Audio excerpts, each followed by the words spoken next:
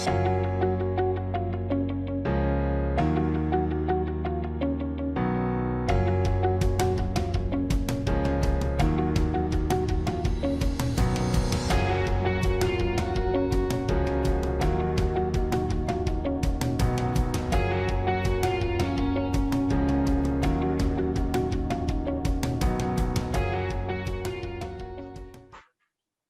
and thanks for attending Addisons Professional Briefing.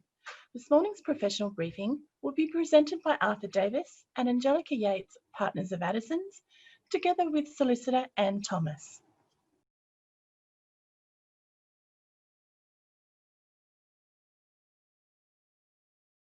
Why not? Thank you everybody for coming. It's marvellous that you're here. I can't see you all there, but I can feel the love and the encouragement coming through the screen. Angelika was going to be here today, but unfortunately she's been called away to assist with an investigation.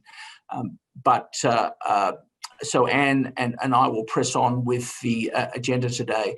We're going to cover a general overview of the foreign investment regime, what the regime looked like pre-COVID and post-COVID, and also some reforms to the regime which have been proposed.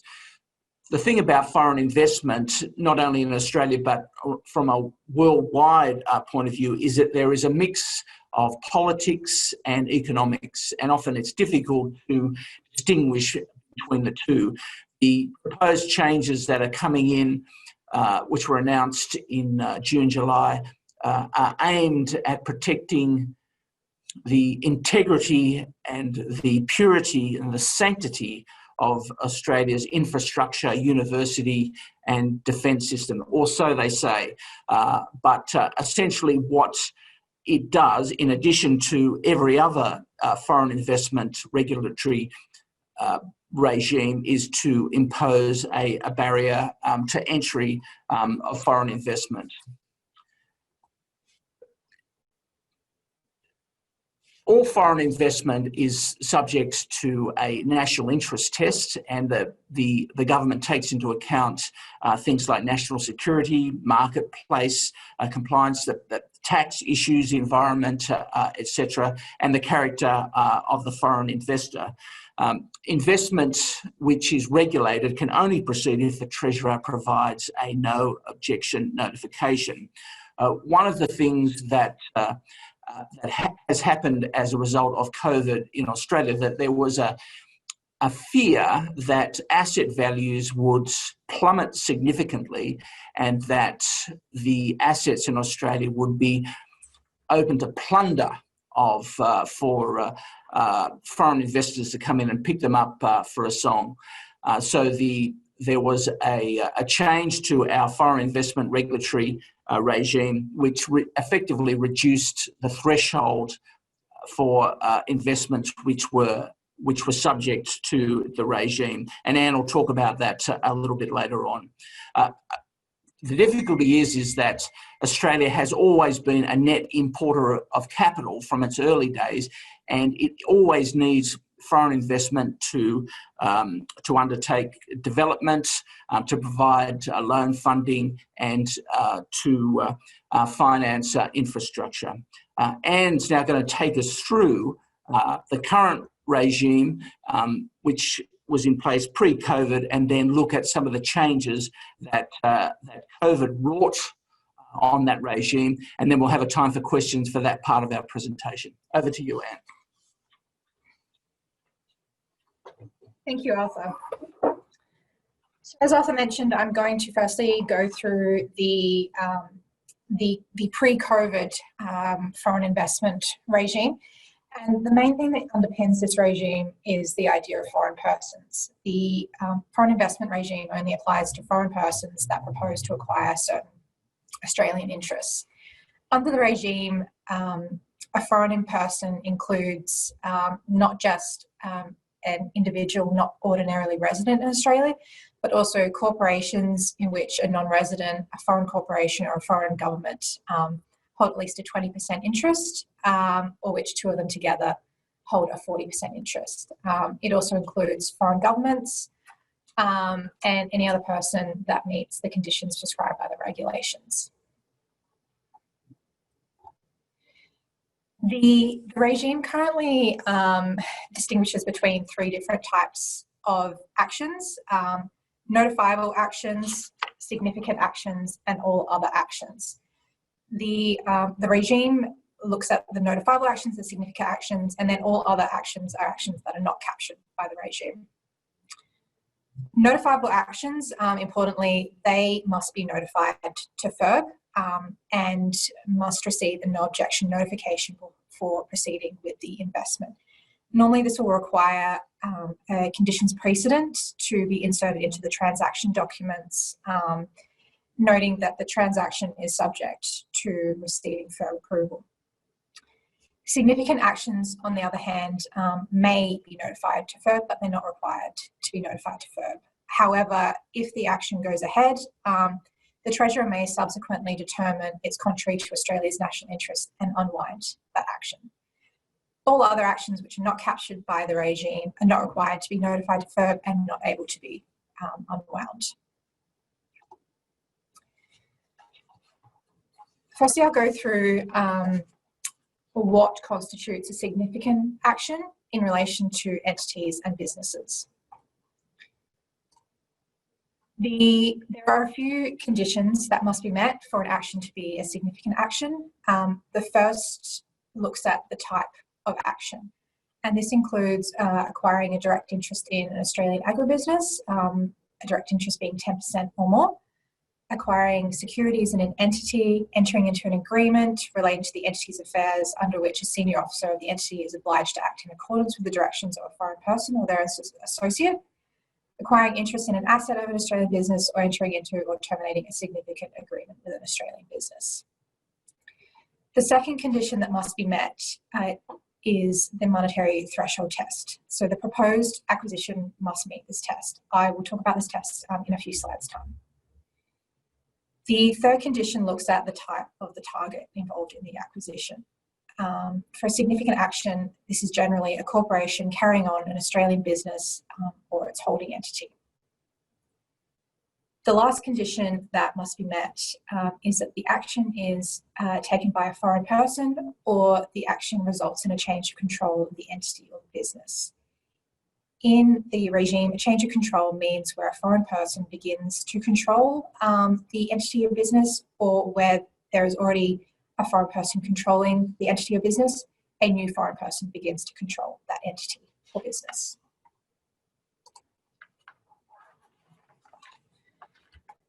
Notifiable actions also have a number of conditions that must be met.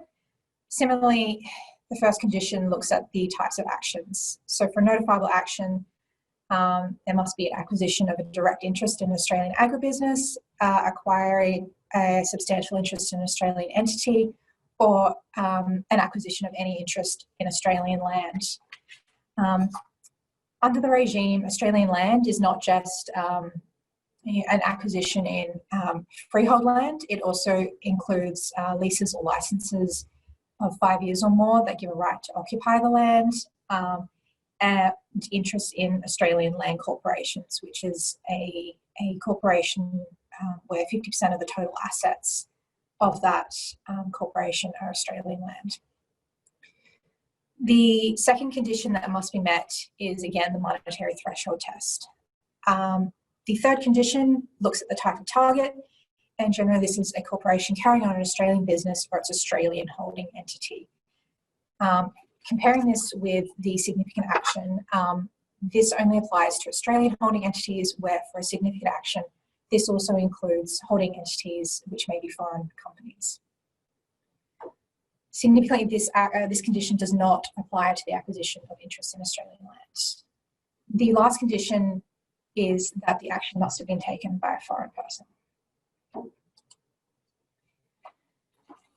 So the second condition for both significant action and a notifiable action is that the investment must meet the monetary threshold.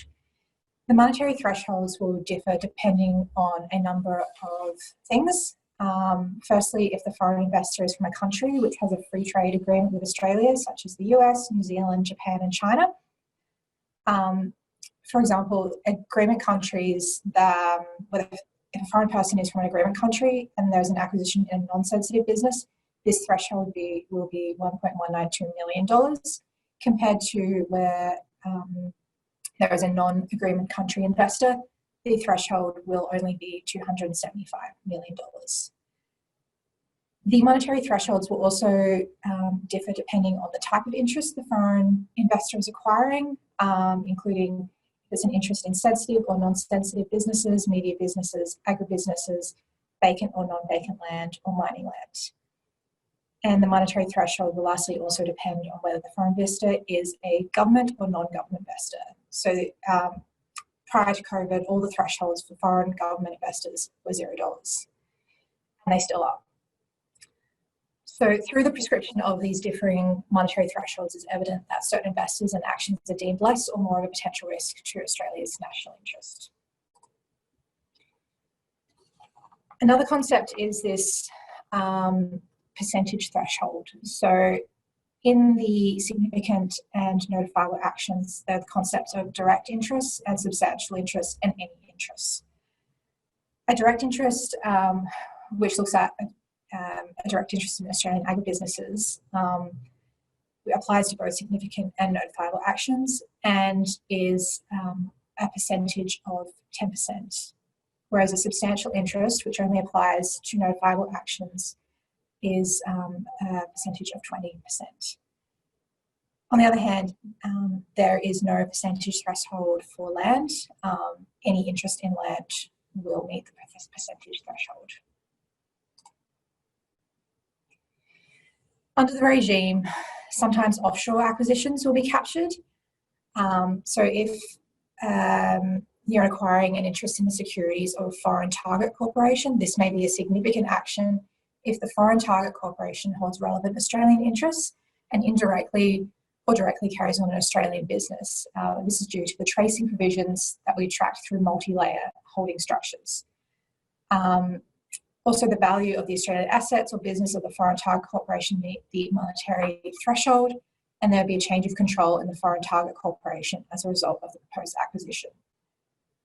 Offshore acquisitions are not a notifiable action unless either the foreign person is a foreign government investor or the acquisition is a non-exempt acquisition of an interest in securities in an Australian entity.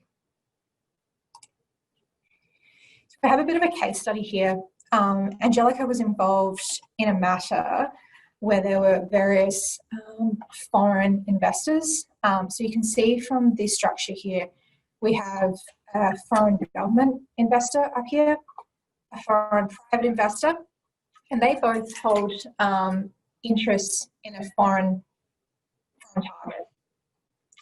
This foreign target, through a number of holding companies, ends up holding a 60% interest in various Australian entities. The action that was taken in this case was an action between the foreign government investor and the foreign private investor, and they entered into a shareholders agreement under which there were certain agreements in relation to the voting power and veto power in relation to this foreign target. By virtue of the tracing provisions in the Australian foreign investment regime, the foreign target indirectly holds substantial interests, being more than 20%, in the Australian entities. This acquisition of this action in relation to the shareholders agreement was required to be notified to FIRB in respect of the foreign government investors' action. And this was because the foreign government investor, by virtue of the tracing provisions, also held substantial interests in these various Australian entities. The proposed action could also have been a significant action for the foreign private investor if it had met the monetary threshold. However, in this case, it did not. This matter is still with FIRB, so we're still waiting as to whether this will be approved or not. The regime also considers agricultural land. Agricultural land falls under the definition of Australian land and means land in Australia that is used or could reasonably be used for primary production business. Primary production includes production resulting from cultivation or propagation of plants, maintenance of animals for the purpose of selling them or their produce, fishing, forestry or horticulture operations. Any action taken by a foreign person that meets the monetary threshold will be a significant and notifiable action in relation to agricultural land. Generally, a no objection notification will not be granted by the Treasurer where there was not an open and transparent sale process in relation to that agricultural land, giving the Australian investors the opportunity to acquire that agricultural land.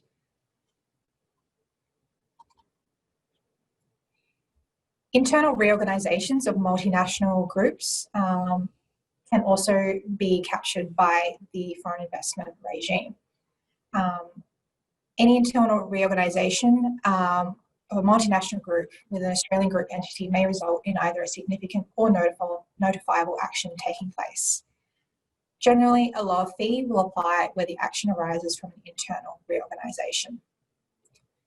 An internal reorganisation occurs where the first entity acquires, firstly, either an interest in a securities in the second entity, if both entities are subsidiaries of the same holding entity, or the second entity is a subsidiary of the first entity, or the first entity acquires an interest in an asset or Australian land from a second entity if both entities are subsidiaries of the same holding entity, the second entity is a holding entity of the first entity, or the second entity is a subsidiary of the first entity.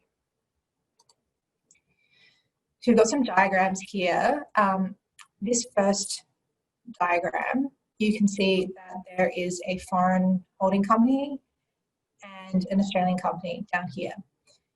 In this internal reorganisation, all the interests in the Australian company have been transferred from the Singapore company to the Hong Kong company.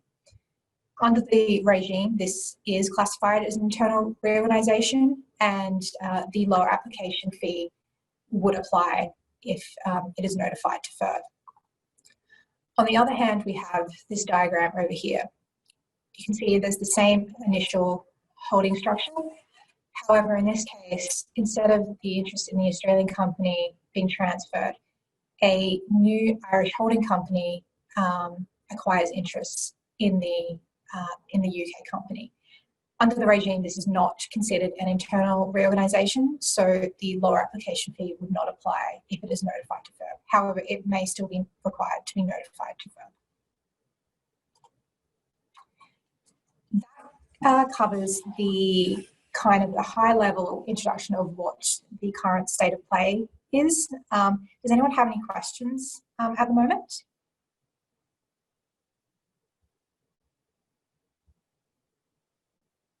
No? Okay.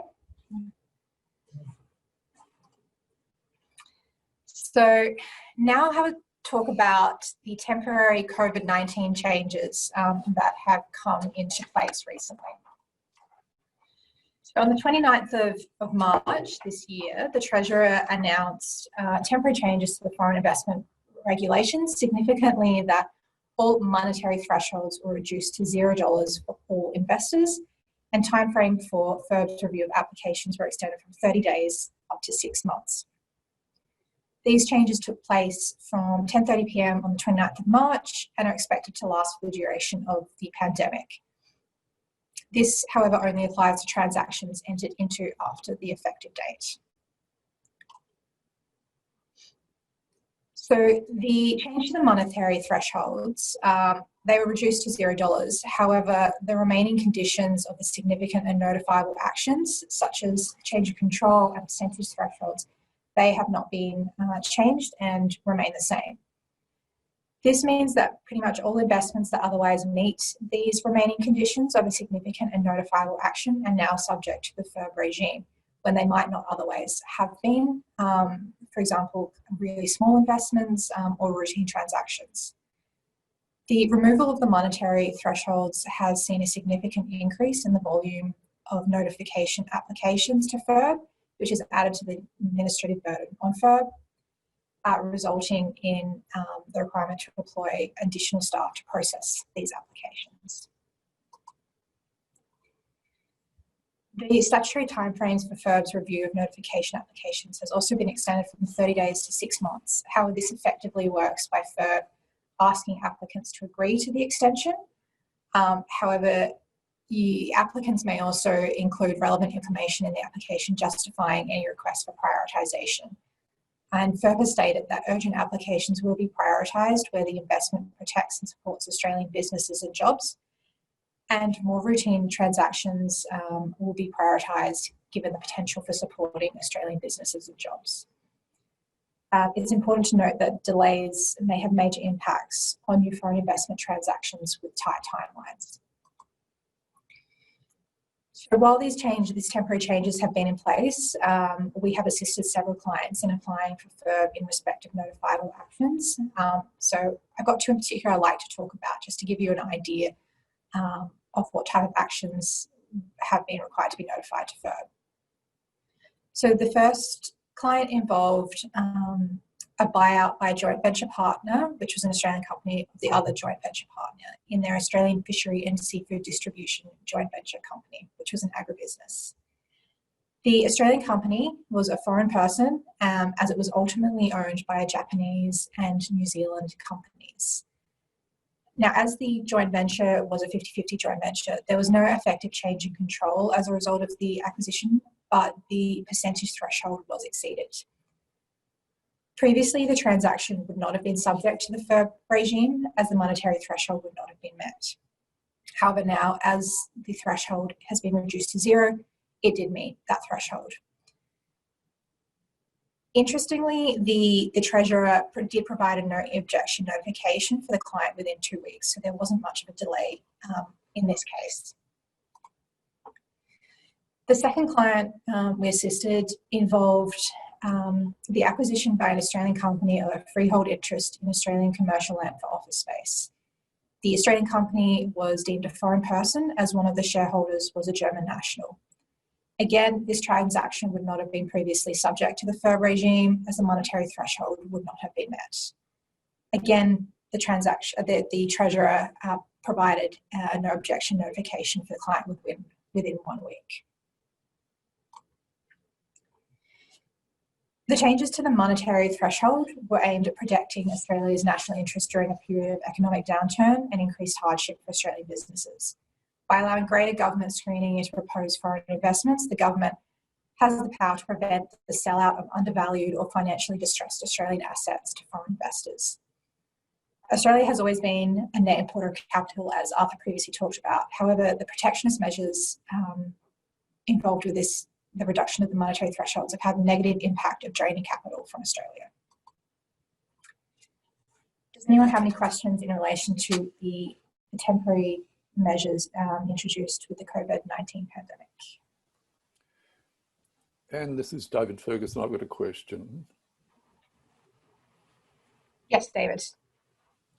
Just in relation to the timing of FIRB applications at the moment, I've heard anecdotally that it's taking a long time for the Treasurer to make decisions at the moment. Is that the case in your experience? Theoretically, yes, but we've managed to get some applications through in as little as 1 week and sometimes in 2 weeks.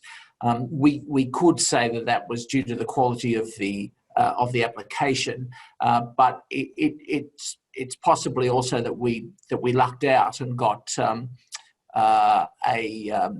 someone who looked at these things very, very quickly and then waved them through.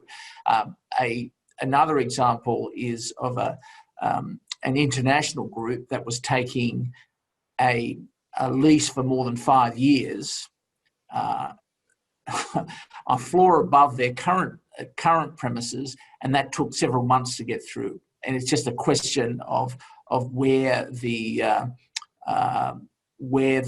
application is routed to, and it was early on in the regime, so it took a lot longer. But theoretically, FIRB can take up to 6 months.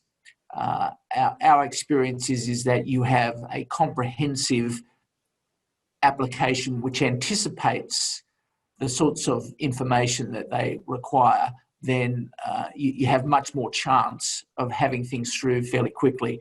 But the ultimate result is that the transaction costs are increased. The legal costs and administrative costs associated with preparing the applications reminds me of the old days of stamp duty structuring. There were just additional costs associated with entering into a transaction, which have to be factored into by the parties. Thank you.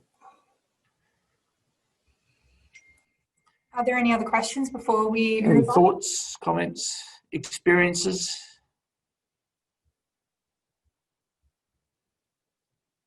Very good. Well, in that case, we'll move on to the next section.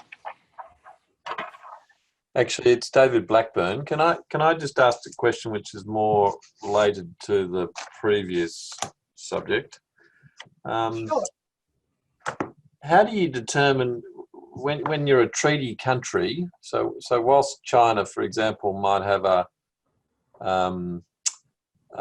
be a treaty country, most entities that function out of China are all incorporated in the Cayman Islands or Bermuda or wherever, but they're rarely, or for example, a Hong Kong company is rarely incorporated in Hong Kong.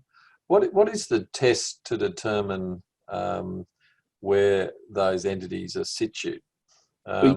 You have to go through a tracing exercise, and certainly with Chinese investments, you typically take a view that every investment is ultimately controlled by an SOC, a state-owned corporation of some sort.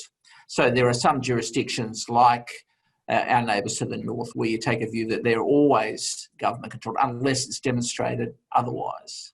And FIRB have certainly have a lookout for that, particularly where information is given where the residence of directors is mainland China, for example. So my experience has been there is a presumption that for any Chinese entity that there is a state-owned corporation having some investment or control somewhere. Yeah, my question's a little different. I think it's where it says that if the foreign investor is from a country with a free trade agreement with Australia, yes. What is the test to determine which country you're from? So is it the place of incorporation of the entity, or is it where the head office is? Is it where? So again, many of these entities are all global organisations as well. So how do they determine which country you're from? Well, there's a mixture of central management control and incorporation, right? To see whether or not they fit within the treaty or not. And that's a very good point, David, because it applies not only just to FIRB but tariff issues, taxation as well. Yeah, so it's not a simple matter of looking up and saying, oh, it's incorporated in Japan. Correct. Therefore, that's all okay. You actually yes. have to actually look where the central management is as well. Is that yes, right? You do. Yeah, to see whether or not it's genuinely an entity which is subject to the laws of that country. And I've never had cause to look at this, but where the treaty is with China, yes, does that include or exclude Hong Kong? I don't know the answer to that. My understanding is that it does, but I'd have to confirm that. Yeah. Okay. I don't know the answer to it either. Yeah. Okay. Thank you. Very, very good. Arthur, can I ask one other question? Sure. David Ferguson. At what stage in a transaction are you entitled to apply to FIRB? That is, can you apply before you enter into a final deal to get yourself ahead in the queue, if you like, That's a great question, David. You can really apply at any time, and we typically would apply at the head stage where the deal, the commercial deal is pretty much done, but typically the heads will provide that any transaction might be conditional on FIRB, and for the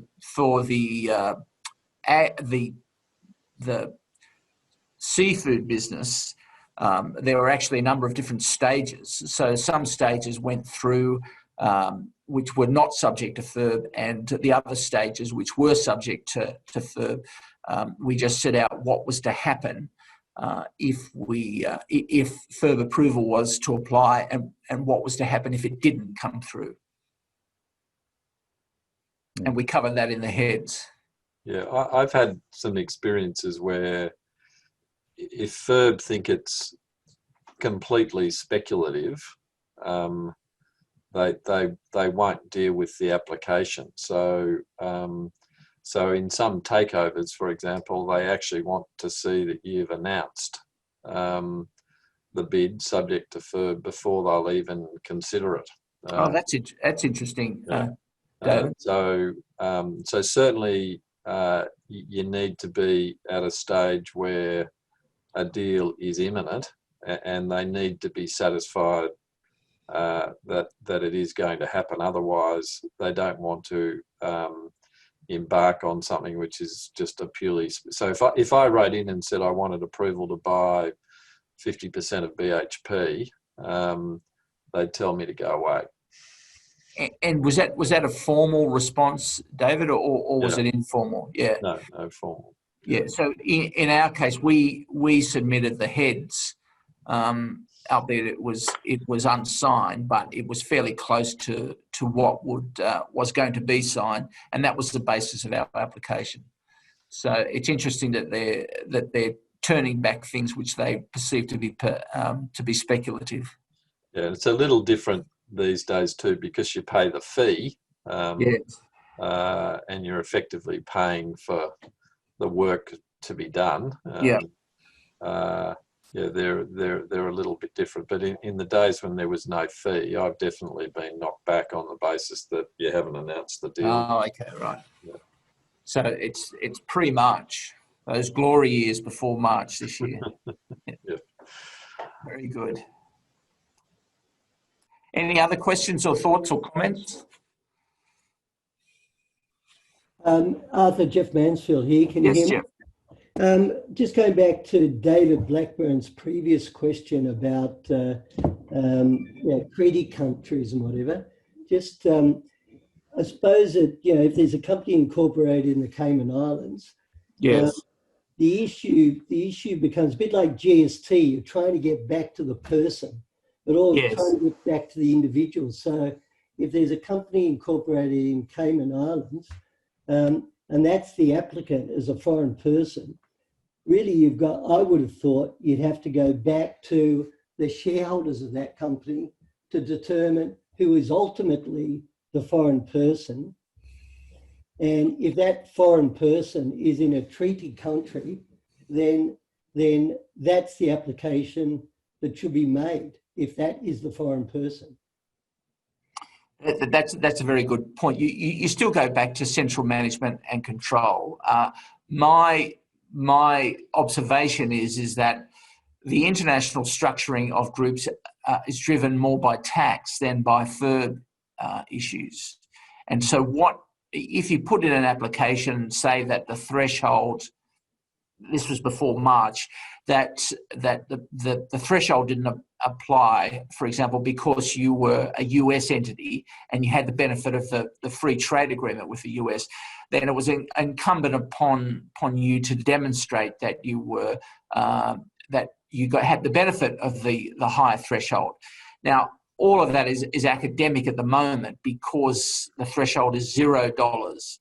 But generally, you wouldn't sacrifice the benefits of tax structuring in order to get the benefit of the FIRB threshold, and that's really the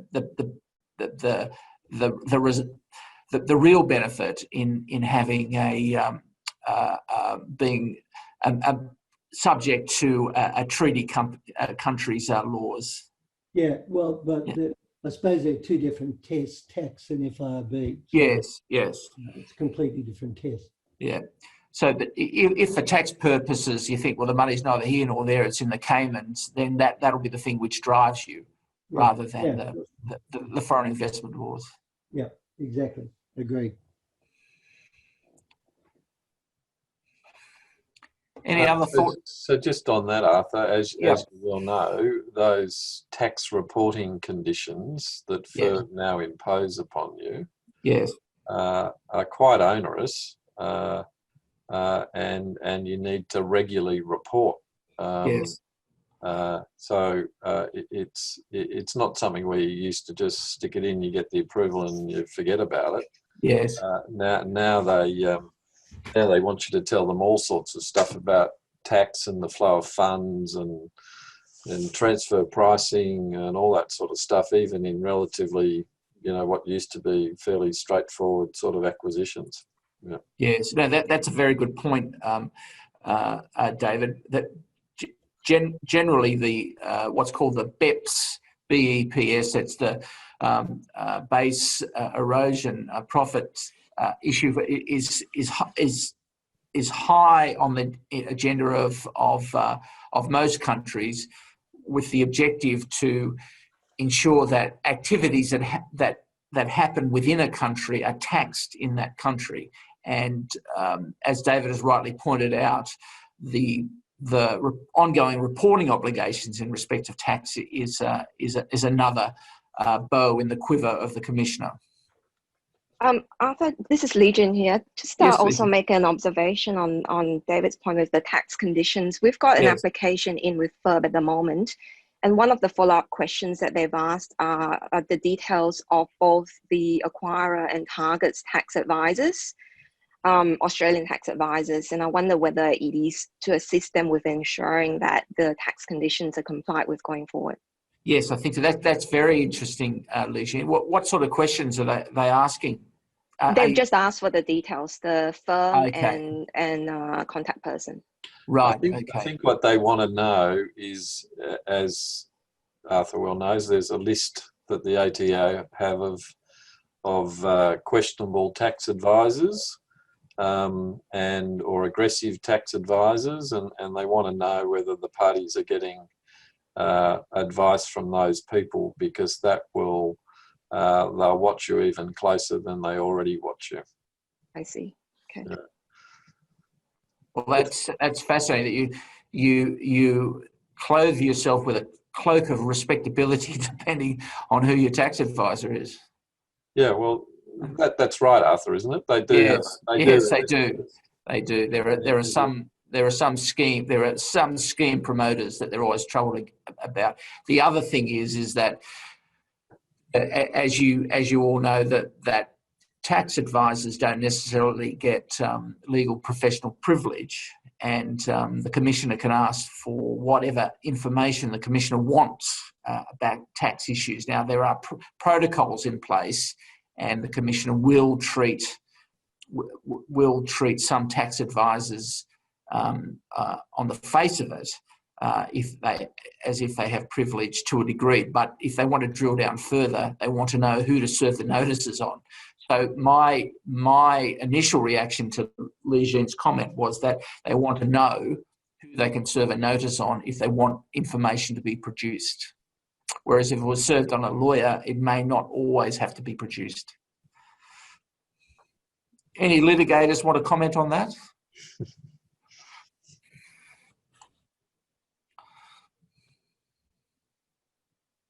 Not as such.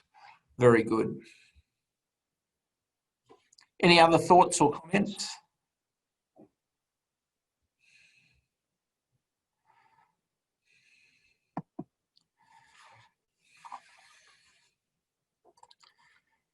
Very good.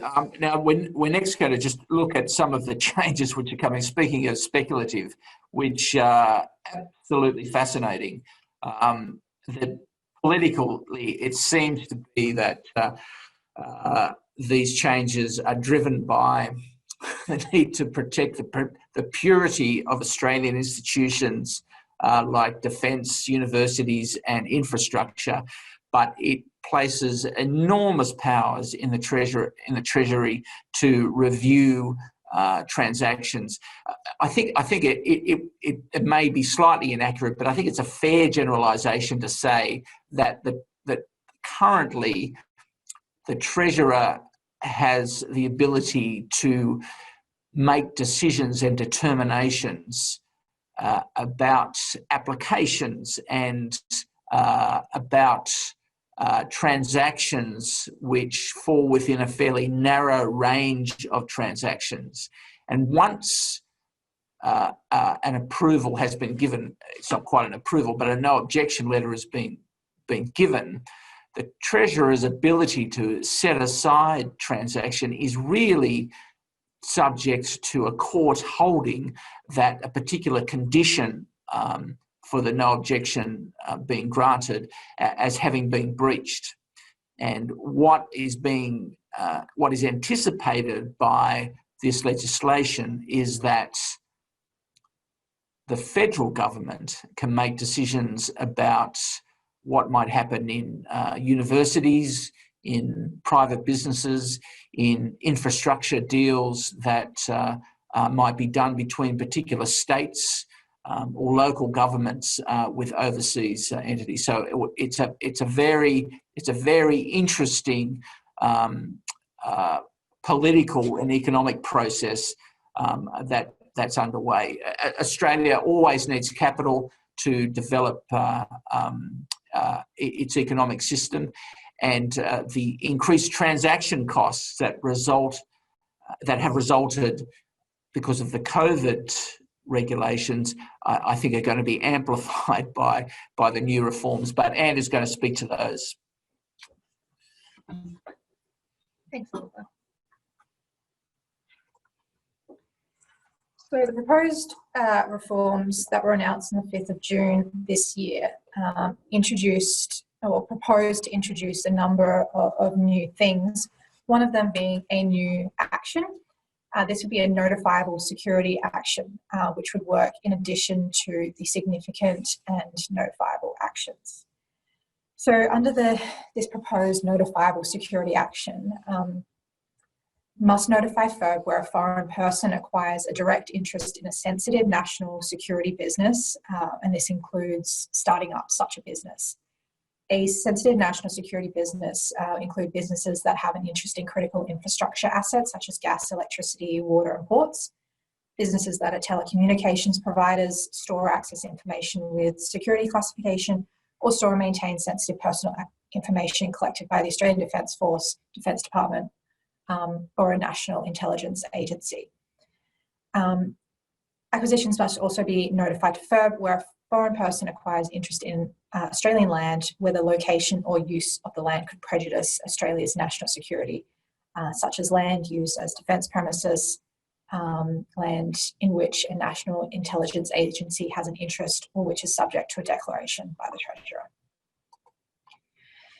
The proposed reforms would also introduce two new powers for the Treasurer, the call-in power and the last resort power. The call-in power gives the Treasurer the power to call in for review any investments that are not required to be notified to FIRB, or significant actions that have not been notified to FIRB, which the Treasurer considers may pose a national security concern. So this covers proposed actions and actions that have been taken. Under the power, the Treasurer may issue a no objection notification, including with conditions, require the person to divest the assets or prohibit the action.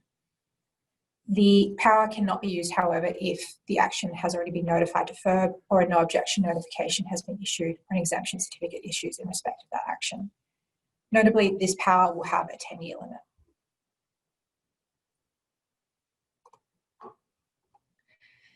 The second new power is the last resort power, and this gives the Treasurer the power to review actions for which no objection notifications have already been issued if the circumstances of a foreign investor or the border circumstances change. Notably, the Treasurer may subsequently impose additional conditions on the investment, may vary or revoke any conditions that have been imposed, or may make orders prohibiting the action or unwinding the action, which includes the investment of assets. This is an everlasting power and imposes great uncertainty on all foreign investments. The proposed reforms would also introduce new compliance and enforcement measures, including expanded infringement notices to cover all types of foreign investment. And the Treasurer may issue directions to prevent and address suspected breaches of foreign investment law or conditions, accept enforceable undertakings to manage compliance, access premises with the consent or warrant to gather information to monitor foreign investment compliance, or revoke a no objection notification certificate or exemption certificate where the application is false or misleading or admitted a material fact, and subsequently make orders prohibiting the action, requiring disposal of the acquisition or reissuing the certificate with different conditions.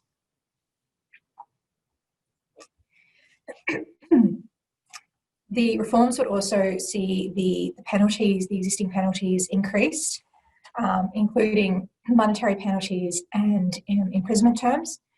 So you can see here, we've got the current penalty and the proposed penalty. So for an individual, the maximum criminal penalty is currently 750 units or 3 years imprisonment, whereas this would go up to 15,000 penalty units or 10 years imprisonment. So you can see this is quite a significant increase.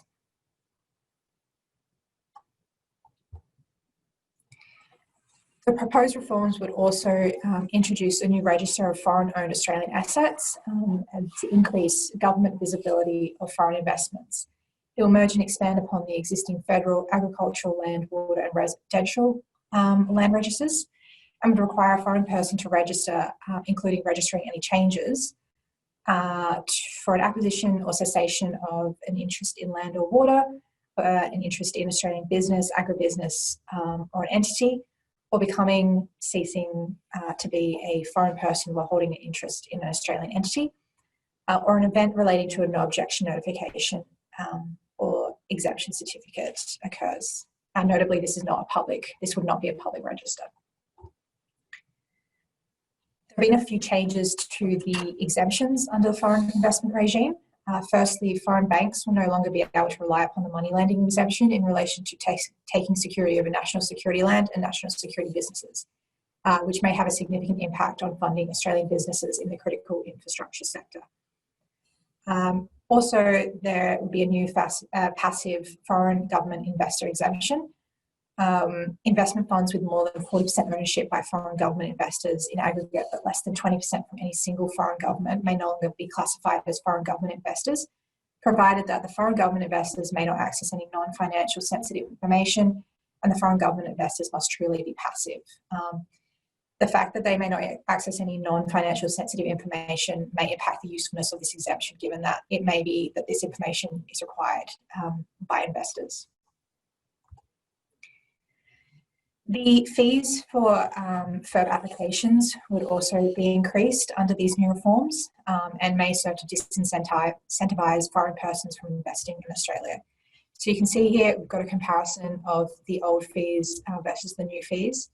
So the actual fees, they haven't, increased that much, but the thresholds and the consideration have changed. So previously, up to $10 million, there was only an application fee of $2,100, whereas that's now being reduced to $75,000. You then get to the next step, $75,000 to $50 million, and there's an increase to $6,600 for a fee. So recently, the China Mengnui Dairy Company Limited proposed to acquire the Australian business Lion Dairy, which is the owner of Pure Milk, Dare, Iced Coffee, Yoplait Yogurt, and is currently owned by the Japanese parent company Kirin. Interestingly, recently the Treasurer communicated his preliminary view to the parties that this deal would be contrary to Australian national interest, and the deal was mutually abandoned. The Treasurer, however, did not explain why the deal would be contrary to Australia's national interest. And notably, the Treasurer approved Mengnui's acquisition of Bellamy Australia's, which is an infant formula business, last year.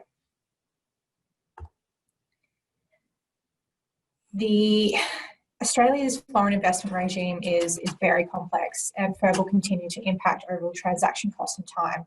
And the changes to the regime may deter foreign investment in Australia and create substantial uncertainty.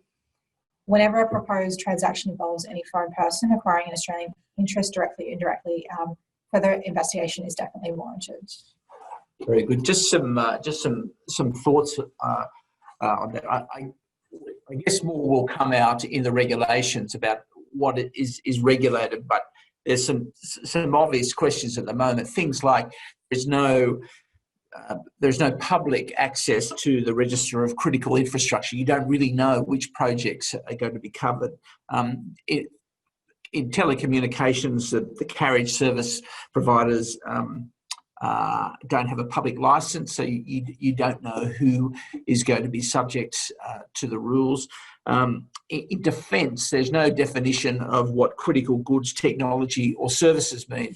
At the end of the last year, we did a transaction where we acted for a company that had a process for evaluating candidates for any position, and there was a series of psychometric testing, and it's world class, and everybody thinks it's the bee's knees, and it's going to be rolled out across the US and Southeast Asia. The thing is, in Australia, one of its major customers was Australian Defence Forces, weeding out those who were suitable to join the Defence Forces and those that weren't. Now, does that mean that was a critical service? Potentially, there was data which didn't necessarily identify individual applicants other than the fact that they were suitable or not suitable. We'd have to make a call as to whether or not an acquisition like that was caught by these regulations simply because one of their major customers in Australia was Australian Defence Forces, indirectly through the recruiter for the Australian Defence Forces. What other sorts of supplies are going to be caught by these regulations to Defence Forces? Dried food, ammunition, uniforms, all those sorts of things. We can understand why the federal government wants to have these sorts of powers, but how it's going to play out economically and particularly increasing transaction costs is really uncertain at the moment. So that's about everything we want to cover at the moment. Does anybody have any questions or comments on these points we've covered, or anything else? It's all fairly complex. Once you drill down, it's always going to throw up questions. But are there any general comments or thoughts? I've got one, Arthur. Yep. It's Helen here. I don't do this sort of work, so it's all fascinating to me. But in terms of the proposed reforms and the call-in power, yes, that seems pretty frightening to me. I don't think I'd want the Treasurer to have that power, particularly with no federal ICAC. What's been the response to the industry and the corporate world about that? Is it behind that or not? I mean, it just seems frightening to me.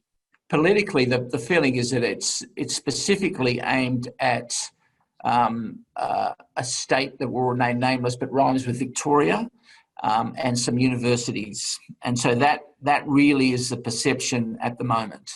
But the fact that it could go wider and cover infrastructure spending and overseas groups bidding for infrastructure contracts really hasn't been, to my knowledge anyway, hasn't really been canvassed in the popular press.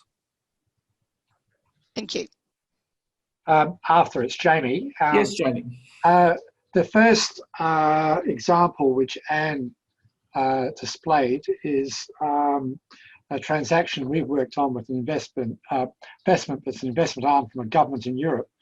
The concept of there being information that's going to be disclosed on the register is certainly of interest.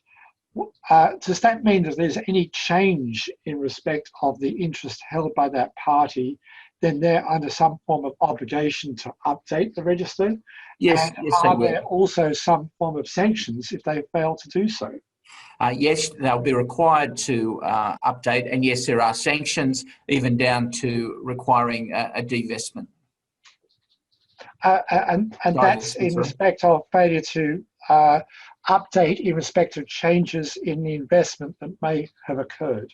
Yes, that's right. If there are changes in the structure, the upstream holding, then it's likely that you need to go through another approval process. Okay. Thanks.